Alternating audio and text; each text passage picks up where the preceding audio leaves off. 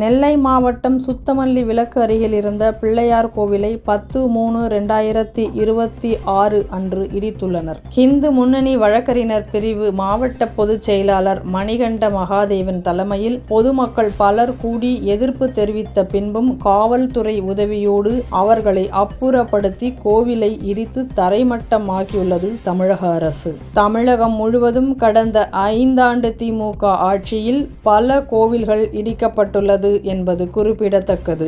இந்து விரோத கட்சி திமுக என்பதை மீண்டும் நிரூபித்துள்ளது.